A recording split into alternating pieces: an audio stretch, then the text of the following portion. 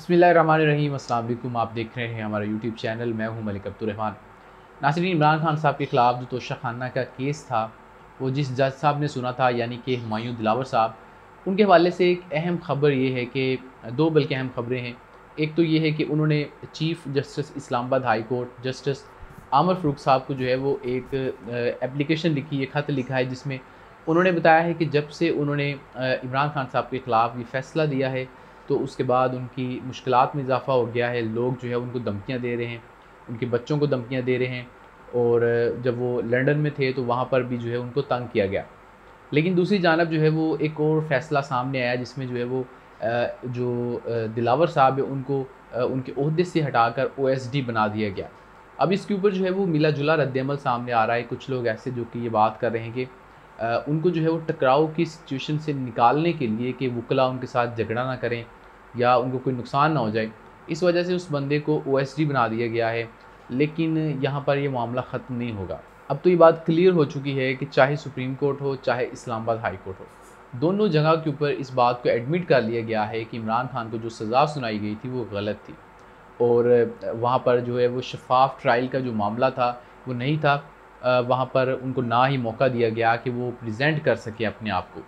लेकिन दूसरी बात इसमें ये भी है कि तहरीक इंसाफ के वकील इस बात के ऊपर भी आर्ग्यू कर रहे हैं कि क्या ये मामला शुरू से ही गलत था, यानी कि ये जो ट्रायल कोर्ट थी, क्या इसको सुन भी सकती थी या नहीं, या इलेक्शन कमीशन इसके ऊपर आगे रेफ़र कर भी सकता था या नहीं। ये मामला यहाँ तक भी जा सकता है कि सारे प्रोसेस को ही ख़त्म करना पड़े, क्योंकि इसके अंदर बहुत ज़्यादा कानूनी पेचीदगियाँ हैं, और इस मामले को जो है वो दुनिया के किसी भी मुहज़्ज़म मुल्क की अदालत में अगर रखा जाए तो 10 मिनट में इसको उड़ा दिया जाएगा।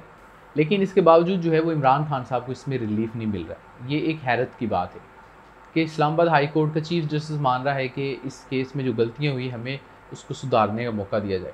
सुप्रीम कोर्ट कहती है कि उस जज ने जो है वो ट्रायल सही नहीं किया। इसके बावजूद इमरान खान को आज 20-21 दिन हो गए हैं जेल के अंदर, और अब तक जो है वो उनकी सज़ा मुअत्तल नहीं हुई, उनको ज़मानत नहीं दी गई। ये मामला जो है, कभी जज साहब बीमार हो जाते हैं, कभी वकील बीमार हो जाते हैं, और अब ये मामला पीर तक चला गया है। और अगर मैं अपनी बात करूँ तो मुझे लगता है कि पीर वाले दिन भी कुछ नहीं होना। पीर वाले दिन जो है वो या तो अमजद परवेज़ साहब आएँगे नहीं अदालत के अंदर। अगर वो आए तो कोई नया नुक्ता जो है वो सामने रखा जाएगा, जिसको फ़ौरी तौर पर आमिर फ़ारूक साहब जो है वो एक्सेप्ट कर लेंगे। और जो है वो, अगर वो नहीं आते तो इलेक्शन कमीशन की जानिब से नए वकला वहाँ पर आएँगे, जिनमें जो है बताया जा रहा है कि इरफ़ान कादर साहब वहाँ पर जा सकते हैं। और जब वो जाएँगे तो वो अदालत से इस्तदा करेंगे, जी क्योंकि मैं नया आया हूँ, इस वजह से मुझे टाइम चाहिए, और टाइम के चक्करों में जो है वो ये सारा मामला आगे बढ़ता जाएगा। लेकिन अगर इस्लामाबाद हाई कोर्ट से जो है वो ख़िलाफ़ भी फ़ैसला आ जाता है, तो भी आप गनीमत समझिए, क्योंकि असल मामला ये है कि ये लोग फ़ैसला ही नहीं देना चाहते, इस मामले को लटकाना चाहते हैं जितना ज़्यादा से ज़्यादा हो सके, ताकि जो है ये मामला सुप्रीम कोर्ट ना जा सके। क्योंकि सुप्रीम कोर्ट में अगर ये मामला गया तो हमने वहाँ पर 3 रुकनी जो बेंच था, उसकी जो वहाँ पर रिमार्क्स आ रहे थे, वो सारे हमने पढ़े हैं, देखे हैं। उनसे बात वाज़ेह होती है कि कम से कम 2-1 से फ़ैसला जो है वो इमरान खान के हक़ में आएगा। बल्कि मेरा ख़्याल है इस बात के भी चांसेस हैं कि 3-0 से जो फ़ैसला है वो इमरान खान के हक़ में आ जाए। और जहाँ तक बात है इस्लामाबाद हाई कोर्ट के जो चीफ़ जस्टिस हैं, तो इस सारे मामले के अंदर उन्होंने अपने आप को जितना एक्सपोज़ किया है, मेरे ख़्याल में रजीम चेंज के बाद जो चंद लोग हैं जो कि बहुत एक्सपोज़ हुए हैं, उनमें एक नाम जो है वो आमिर फ़ारूक का है। और ऐसा सिर्फ़ एक ही सूरत में हो सकता है कि जज साहब का कोई वीक पॉइंट जो है वो इन लोगों के पास है। और पाकिस्तान में वीक पॉइंट जब सामने आता है तो आप जानते हैं कि वो कोई गंदी वीडियो ही होती है। तो अगर तो आमिर फ़ारूक साहब का ऐसा कोई स्कैंडल सामने है, तो ये शर्मनाक चीज़ है कि उनकी पर्सनल लाइफ़ को जो है इसमें लाकर उनसे इस तरीके के फ़ैसले करवाए जा रहे हैं जिनको वो कभी भी डिफेंड नहीं कर सकेंगे। और उनको भी पता है कि गलत हो रहा है। मेरे जूनियर जज ने जो है वो मेरी बात भी नहीं मानी, और उसके बाद इस तरीके का एक फ़ैसला दे दिया गया।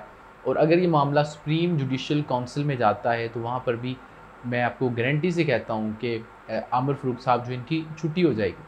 लेकिन जैसा कि मैंने पहले कहा कि कोई नहीं जानता कि ये सब कुछ वो क्यों कर रहे हैं और किसके कहने के ऊपर कर रहे हैं। लेकिन एक बात वाज़ेह हो गई है कि जिसके कहने के ऊपर भी ये सब कुछ किया जा रहा था, अगर ये इसी तरीके से चलता रहा और रियासत पाकिस्तान का फ़ोकस सिर्फ़ इस बात पे रहा कि हमने इमरान खान को फ़िक्स करना है, तो इस मुल्क का जो है वो अल्लाह हाफ़िज़ है, और मुल्क का बेड़ा गर्क ऑलरेडी हो चुका है।